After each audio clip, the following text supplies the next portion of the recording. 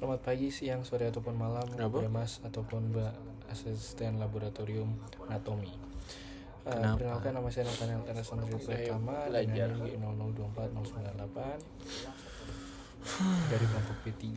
Nah, pada kesempatan kali ini saya ingin memaparkan mengenai laporan inhal anatomi saya yang mengenai seorang pasien yang datang ke dokter dengan keluhan nyeri perut yang berulang serta berpindah-pindah.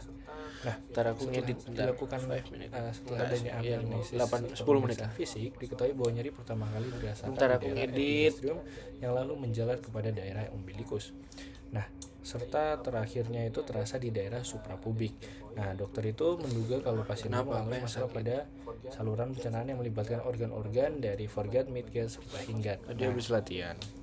Pada laporan inhal ini ada tiga poin, yaitu menyebutkan pembagian organ yang termasuk dalam foregut, midgut, serta hinggat, yang dilanjutkan kepada pembagian suplai vaskular utama dari masing-masing bagian tersebut.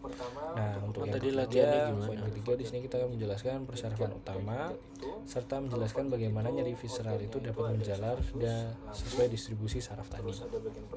Ini aman. Untuk pertama, Latihannya. untuk pembagian organ-organ yang termasuk pada foregut, midgut, dan hinggat itu, kalau foregut itu organnya itu ada eksofagus, lambung, terus ada bagian pertama dan keduanya duodenum dari sampai ke papilla duodenum mayor. Nah, terus di sini ada hati atau hepar, terus ada kantong empedu dan saluran empedu. Iya, tadi Terus ada headset pankreas, ngobrol sama limfa. mic-nya di sebelah kanan tapi aku letakin. Limfa di sini termasuk walaupun dia bukan berasal dari vaskulasinya, tapi dia tetap termasuk organ yang ada di foregut. Kita belajar sampai mana? Nah, dia di sini karena vaskulasinya berasal dari arterinya foregut gitu. Jadi dia termasuk foregut. Walaupun dia berasal dari lapisan mesoderm. Nah, di sini penyuplai darah utamanya itu adalah Kenapa mau nangis? arteri celiaca. Nah, gitu. Nah, kepada organ kedua yaitu bagian midgut, Capek ya, itu istirahat ada bentar. organnya itu ada apa aja? Tidur lah sampai jam bagian 12 itu nanti organnya ada bagian ketiga keempatnya duodenum, kalau yang tadi pertama keduanya ada di foregut. Nah, yang 3-4 itu termasuk di midgut. Terus di sini ada Istirahatlah jejunum, dulu, ileum, cecum sama appendix, kolon ascendant, dan 2/3 proksimal dari kolon transversum. Nah, kalau bagian midgut ini penyuplai darah dulu ya. utamanya itu dari arteri mesenterica superior. Kalau si hinggat nanti dari mesenterica inferior. Nah, hinggat itu organnya apa aja? Nah, di sini organnya ada sepertiga distal dari kolon transversum, kolon descendant, kolon sigmoid, dan juga rektum serta saluran anus bagian atas. Gitu. Selanjutnya saya akan menjelaskan mengenai pembagian suplai vaskulasi utama dari masing-masing daerah tersebut.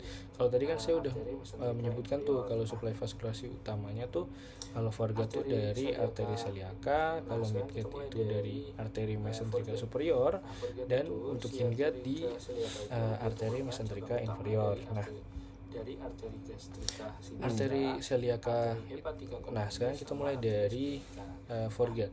Nah, foregut itu si arteri celiaca itu dia itu merupakan cabang utama dari arteri gastrika sinistra, arteri hepatica communis, sama arteri splenica. Nah, arteri gastrika sinistra itu dia itu adalah arteri yang menyuplai lambung di bagian atas dan eksofagus yang bagian distal atau bagian bawah.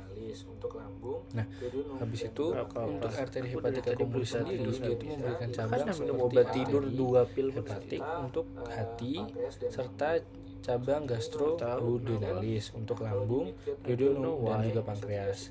Nah, untuk arteri splenica dia itu mensuplai limfa serta pankreas dan lambung. Gitu. Selanjutnya kita lanjut kepada midgut. Nah, kalau di midgut itu arteri mesenterica superior itu dia tuh dari cabang utamanya dari si arteri pankreatik duodenus inferior, yaitu yang mensuplai duodenum distal, mensuplai duodenum 10.30 tuh udah minum obat tidur bagian distal, terus ada dan juga pankreas. Nah, habis itu ada arteri jejunalis sama ilealis, dia itu mensuplai sesuai namanya yaitu jejunum dan ileum. Nah, habis itu ada arteri ileocalico. kalika, Gitu. ileokolika kalika. Udah kamu tidur dulu. Ileokolika gitu. Dia tuh mensuplai ileum, cecum sama juga appendix. Nah, habis itu ada kolika dextra yang mensuplai bagian kolon ascendant. Juga ada arteri kolika media. Itu mensuplai 2/3 proksimal kolon transversum tadi. Nah, selanjutnya ada bagian hindgut. Nah, kalau hindgut itu kan tadi arteri mesentrika inferior. Di sini ada 3, dia tuh merupakan cabang utama dari 3 arteri, yaitu arteri kolika sinistra, sigmoidea, sama rectalis superior. Nah, kalau untuk kolika sinistra sendiri dia tuh mensuplai kolon descendant dan 1/3 distal kolon transversum. Nah, kalau arteri sigmoidea itu dia tuh mensuplai kolon sigmoid. Nah, untuk yang terakhir arteri rectalis superior itu dia tuh mensuplai rektum bagian atas dan anal kanal bagian proksimal. Nah, sekarang kita lanjut ke pertanyaan ketiga, yaitu sebutkan persarafan utama dari foregut, midgut, dan hindgut serta menjelaskan nyeri visual yang menjalar. Nah, untuk foregut sendiri itu kan proksimal saluran pencernaan. Eksofagus. Nah, dia itu kan dari eksofagus bawah sampai kantong empedu. Nah, persarafannya itu untuk persarafan simpatisnya itu dia itu berasal dari serabut simpatis greater splenic nervus. Nah, dari T5 sampai T9. Lalu ada ganglion celiac sebagai pusat sinapsnya. Terus persarafan parasimpatisnya itu dari saraf vagus yaitu atau saraf kranial nomor 10. Nomor 10. Nah, untuk midgut dia itu persarafan simpatisnya tuh serabut simpatisnya sendiri dari laser splenic nerve yang ada di T10 sampai T11. Nah, untuk sinapsnya sendiri dia itu ada di superior mesenteric ganglion. Nah, kalau persarafan parasimpatisnya masih sama, berasal dari saraf vagus atau saraf kranial nomor 10 gitu. Nah, selanjutnya ada hindgut. Nah, kalau hindgut ini persarafan simpatisnya itu dia dari serabut simpatis yang ada di lumbar dari lumbar splenic nervus. Nah, yang ada di L1 sampai dengan L2. Nah, untuk sinapsnya sendiri dia ini ada di inferior mesenteric ganglion.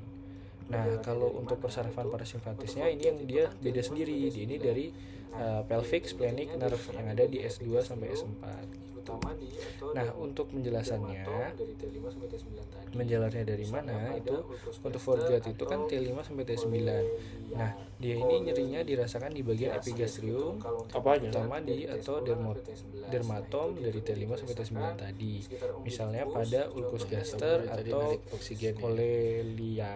kolelithiasis gitu. Kalau untuk midgut dari T10 kan sampai T11. Nah, itu baru hari ini dirasakan di sekitar umbilikus, contohnya nyeri pada appendicitis. Kamu narik oksigen.